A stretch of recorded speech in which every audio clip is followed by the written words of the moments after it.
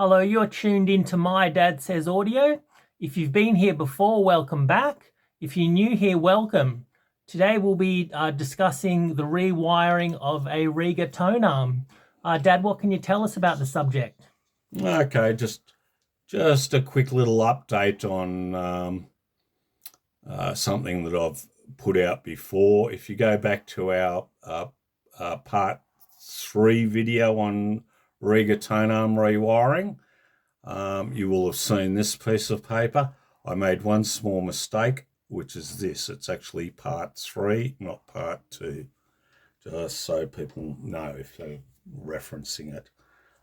Today, I'll just take this out of the way and we'll finish with that. Today, we're going to be dealing with how I do the tail lead that comes out of there.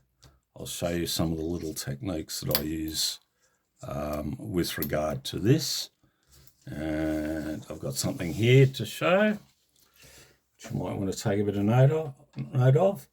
The cable that I actually use is Clots MY206 professional microphone cable. The other thing I'd like to point out is the internal wire that I use is Van & Hull MSS-7 monofilament Teflon coated wire. It's actually each strand actually has seven strands of silver coated copper in it. Very importantly, it's 36 AWG in terms of thickness. If you use any sort of cable which is thicker than 36 AWG, you will not be able to get it past the grommets that I've discussed in some of our previous videos. And I think in a lot of respects that defeats the whole purpose of rewiring it, because you're actually going to increase the friction. Maintaining low friction is crucial. The wire is basically almost irrelevant if you muck up the friction levels. For instance, I've seen there's quite a few popular rewire kits for Rega tone arms, and I'm going to state the incognito wire, which I also believe is actually Cardus wire, is 33 AWG, which makes it totally unsuitable. It's too thick. Anyway, I'll bang my drum on that. That's all I'm going to say as far as that goes. Now, I'd like people to get a bit of a grip as to what's actually going on with the wire in the tone arm. Essentially, what you've got is two coils, be it moving coil or moving magnet cartridge, two coils of wire, and really the internal wire is just an extension of the coils, the lead out on the coils. Same with the actual tail lead. It's just an extension of the coils, if you want to look at it like that. I've shown here the solder points. One is the cartridge clips. Next one is in the tone arm base before the tail lead, and the next one is the RCAs. Some of these rewire kits, they make a big deal out of the fact that there's one continuous piece of wire. Generally speaking, if you've got a suitable wire for the internal part of a tone arm, it's not necessarily that suitable as an interconnect, if you like. You know, there's better cables to use for that. The way I do it, you're actually reducing one solder point over the standard Rega wiring, which is that point there. There's no longer a solder point at that point. With the standard one, there is. Although Rega have actually gone to crimping their cables these days. I thought I'd just show you what a bit of the Klotz microphone cable. Just give me a second. It's the construction of this one. You'll see there's 2 inner cores, a shield, which I've twisted together there, and cotton filler. With the technique that I use, the cotton filler is actually quite important. I'll try and show you here. I've reused the original plug. I don't just throw it away. I've reused the original plug, and I actually make the tail lead itself. You can see here it's got a separate earth wire. So what happens is, I'll try and explain it. I'll show you how I do it. The RCA leads, not that one, have I done? Yeah, this one. Can I just show you? Yeah. See if we can get in there. So can you see that really closely? I'll zoom in. And where's the other piece that I heard? Can you see that? Yep. Yeah. If you look in there, you can see that I've gotten rid of the cotton filler. This is on the RCA's cotton filler. So it's totally balanced. It's totally balanced up to the RCA. The RCA is the first unbalanced part. You can see that is how I terminate the RCAs. It's the same for both left and right, like that. So the shield actually extends to there. I'll zoom right in. Yeah. Get a real good look. If you look there, you'll be able to see it. I'll get right in there. Yeah. Yeah. So that's how I do that end. Yep.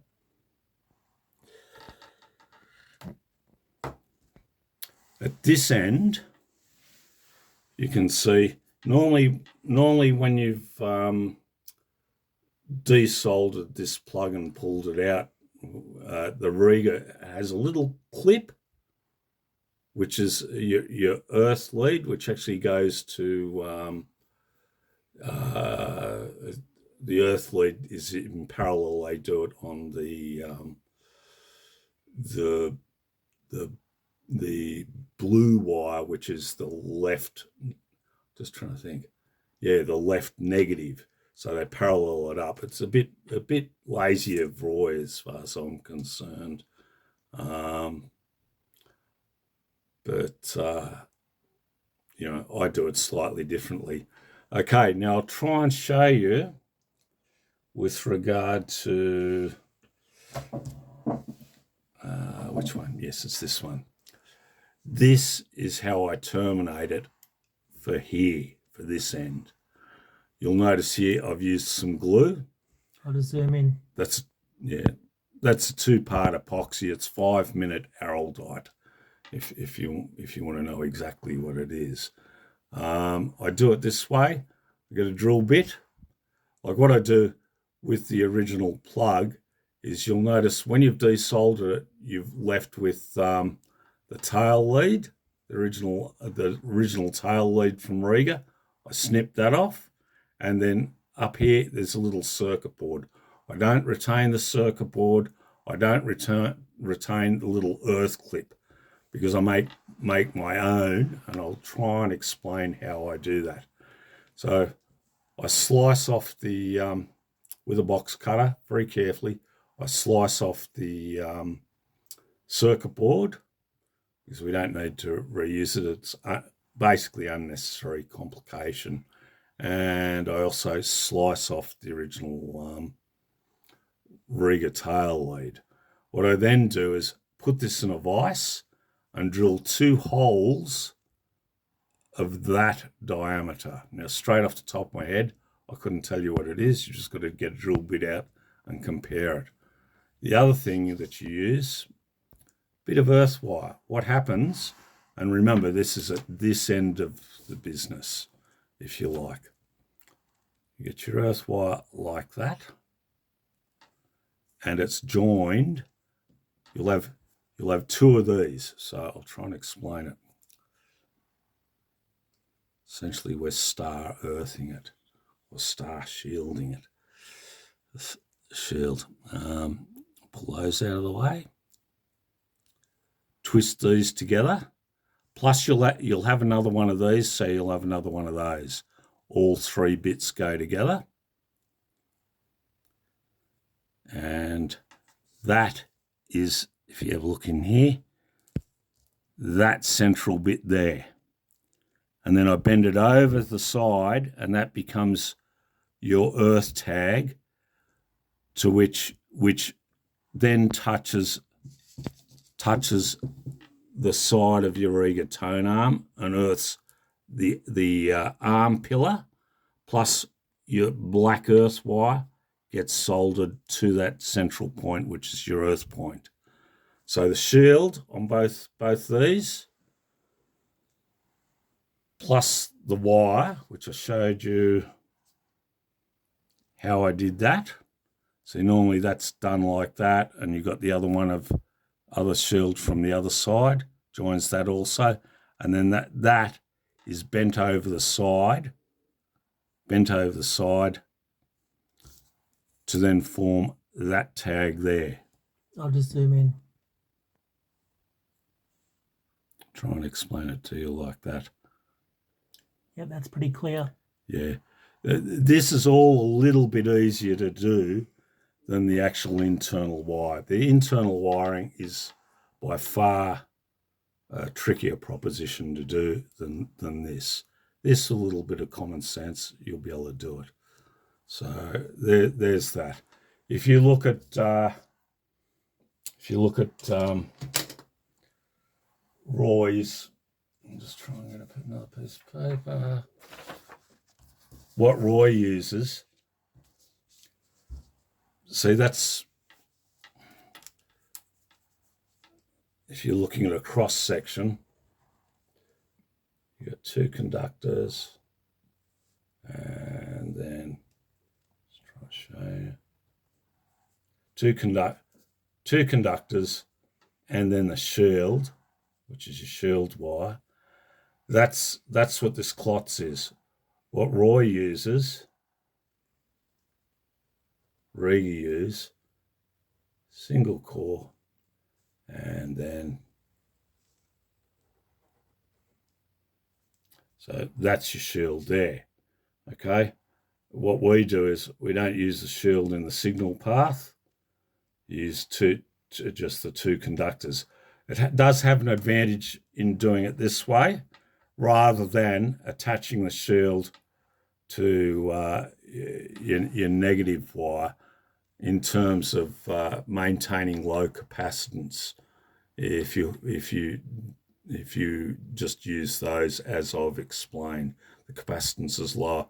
It's very easy to add capacitance if you need it. It's impossible to remove if you've got too much. So that's why I do that. The other thing is the actual cable, the tail lead length is, from memory, it's about 1.2 meters. Generally speaking, if it's for a customer or a friend or something, I do give them the option of shortening it slightly. I do just a little bit over a meter.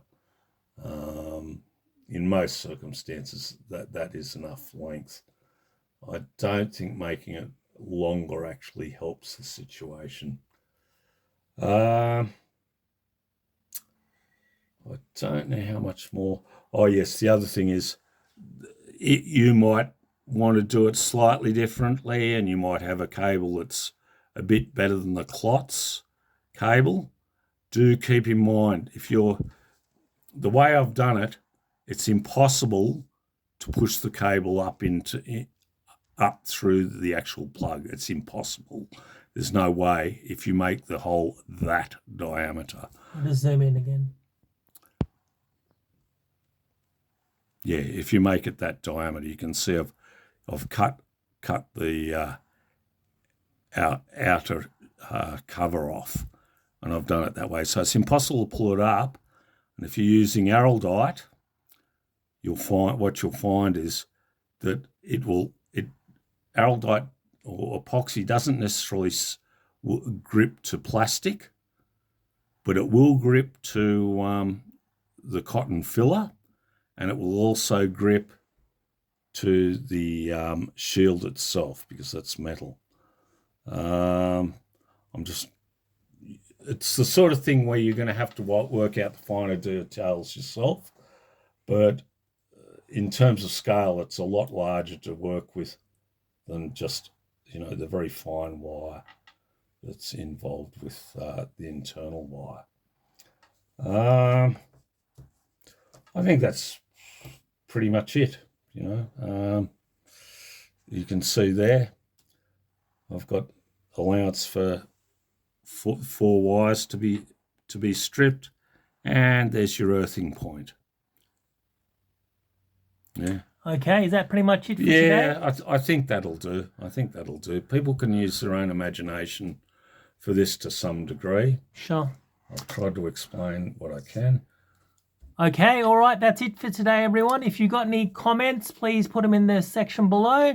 If this is your kind of content, please consider liking, sharing, subscribing, and commenting. All right, until next time, have a good one. Bye.